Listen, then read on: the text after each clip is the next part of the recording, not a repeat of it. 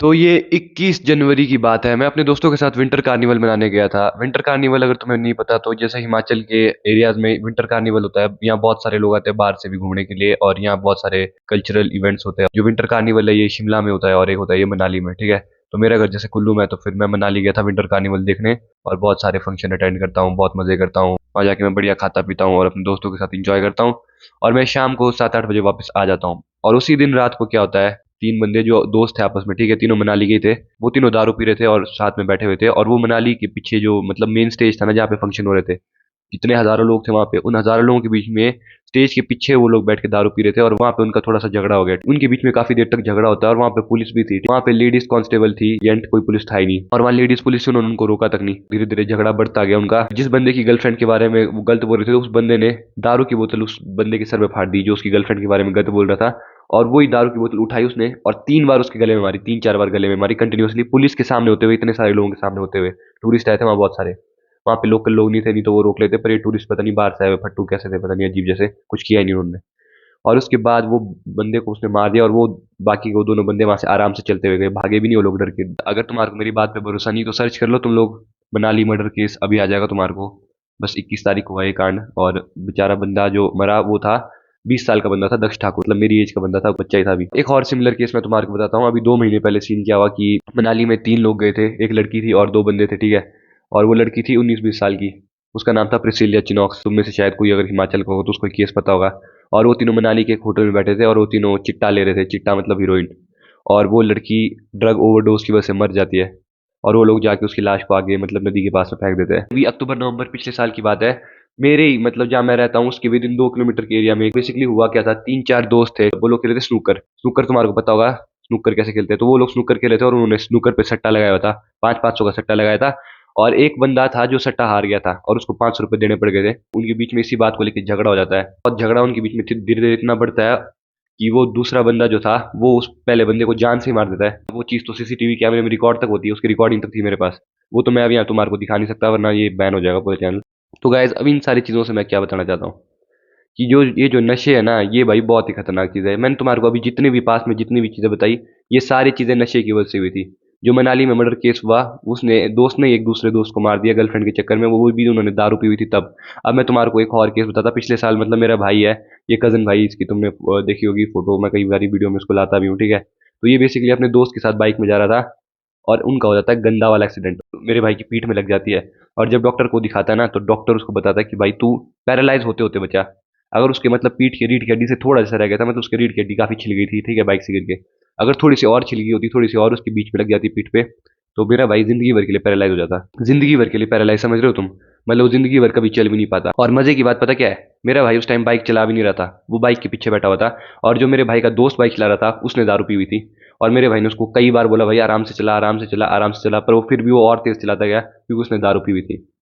तो हिमाचल में मतलब ऐसे बहुत के सारे नशे की वजह से पिछले कुछ सालों में मैं देख रहा हूँ बहुत मतलब यूथ बर्बाद होती जा रही है।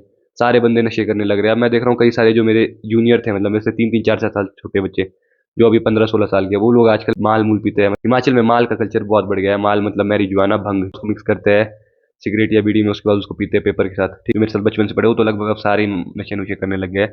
तो मैं देख रहा हूँ कि ये चीज़ बहुत ही ज़्यादा बढ़ती जा रही है हिमाचल के कल्चर में। वैसे तो हिमाचल को देवभूमि बोलते हैं, यहाँ पे देवी देवता का कल्चर बहुत अच्छा है। हिमाचल एक जगह भी सही है बाकी स्टेट के कंपैरिजन में, क्योंकि पहाड़ी एरिया है, यहाँ का इन्वायरमेंट बहुत नाइस है, यहाँ के लोग भी ऐसे, अगर नशा नहीं करे तो लोग सारे अच्छे हैं, सारे जेन्युइन है, सब मदद करने वाले हैं। पर जैसे ही वो लोग नशा करते हैं तो वो सब खराब हो जाता है और नशा मतलब हिमाचल को बहुत ही खराब करता जा रहा है। मेरे भी कई सारे जो दोस्त थे हॉस्टल में भी जब मैं रहा हूँ कॉलेज में, और जो मेरे स्कूल के पुराने दोस्त थे, वो उनमें से बहुत सारे बंदे नशे कर रहे हैं भाई, बहुत ही सारे बंदे नशे कर रहे हैं। मतलब हिमाचल की हालत होती जा रही खराब ही। और पहले तो चलो सारे बस भंग ही पीते थे, एक बार को भंग मतलब यहीं पे उगती है और वो नेचुरल चीज़ है, ठीक है, वो उतनी खतरनाक नहीं है। पर अब धीरे धीरे मतलब पंजाब चंडीगढ़ से और खतरनाक चीज़ आ रही है, जैसे हीरोइन, कोकेन, और एक फेंटेनिल है। फेंटेनिल बहुत ही खतरनाक नशे की चीज़ है, उसके बारे में तुम सर्च करोगे तो पता चलेगा। वो भी अब धीरे धीरे यहाँ सप्लाई होने लग गया है।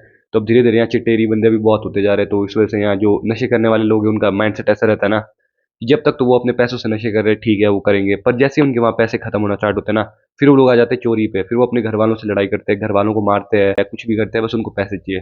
इस वजह से यहाँ चोरी भी बहुत बढ़ने लग गया है। तो शायद ये वीडियो बैन भी हो जाए यार मेरे को, बस तो क्या केस तो क्या ही करेंगे, छोटा यूट्यूबर हूँ मैं तो, कौन ही देखेगा इस वीडियो को। पर यहाँ की पुलिस भी भाई थोड़ी करप्ट जैसी तो है यार। क्योंकि यहाँ पे मतलब कई सारे बंदे नशा करते हैं। अब तुम्हारे को एक चीज बताता मैं, यहाँ पे एक बच्चा जो +2 का बच्चा है, +1 +2 का बच्चा है, उसके लिए ना डीलर को ढूंढना बड़ी बात नहीं है। उसके लिए ऐसा बंदा माल जो बेचता है उसके लिए बड़ी बात नहीं, उसको ढूंढना, वो आराम से ढूंढ लेगा 1 2 दिन में। वहीं पुलिस को भाई उन डीलरों को ढूंढने में इतनी टाइम कैसे लग रहा है, पुलिस को डीलर क्यों नहीं मिल रहा है? तुम खुद सोचो भाई।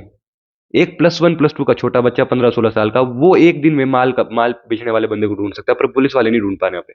तो इस तरीके से मतलब यहाँ पता नहीं, शायद पुलिस भी बिकी हुई लग रही है मेरे को। और जैसे मैंने तुम्हारे को बताया मनाली में मर्डर केस हुआ, उसमें भी पुलिस ने कुछ किया ही नहीं। मतलब वो जो लेडीज पुलिस टीचर है वो तो कुछ कर भी नहीं पाती, पर ऐसे भी मतलब पुलिस यहाँ की बहुत ढीठ है। शायद यहाँ कुछ बिका हुआ है सिस्टम, मेरे को लग रहा है पुलिस वाले भी बिके हुए हैं। तो तुम में से जो भी लोग मनाली घूमने के लिए आते हैं ना, अपनी सेफ्टी पे रहना। यहाँ के जो लोग हैं लोकल, उनसे भाई बिल्कुल भी लड़ाई झगड़ा मत करना, क्योंकि यहाँ के जो मनाली के खासकर जो एग्जैक्ट मनाली प्रॉपर, वहाँ पे ज्यादातर नशे करने वाले बंदे हैं, ठीक है। प्रॉपर नशेड़ी, उनको ज्यादा कुछ लेना देना नहीं है। वो लोग छोटी छोटी बात पे मर्डर कर देते हैं, मर्डर बहुत ही नॉर्मल चीज हो गया है। तो अगर तुम में से कोई मनाली घूमने आ रहा है तो भाई ढंग से रहना है। और रेप रूप ये सब चीजें मनाली में ऐसे कुछ नहीं होती, बस नशे की वजह से भाई खराब है जगह, बिल्कुल भी छोटी छोटी बात पे मर्डर हो जाता है भाई।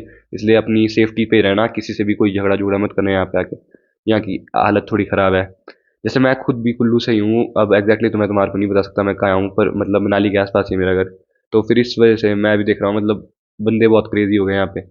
नशे की वजह से जो यूथ है बहुत खराब हो गया, छोटे छोटे बच्चे नशे करने लगे। और नशे करने के बाद देखो बंदे का माइंड सेट ऐसा हो जाता है ना, जो अब नशे कर रहा है, जो अपनी बॉडी को डैमेज कर रहा है, उसको उतना फर्क नहीं पड़ता है।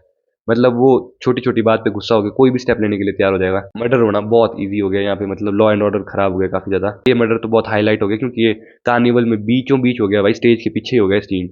तब जाके ये इतना हाईलाइट हो गया केस, वरना तो भाई ऐसे छोटे मोटे मर्डर तो यहाँ होते रहते, पता भी नहीं चलता किसी को।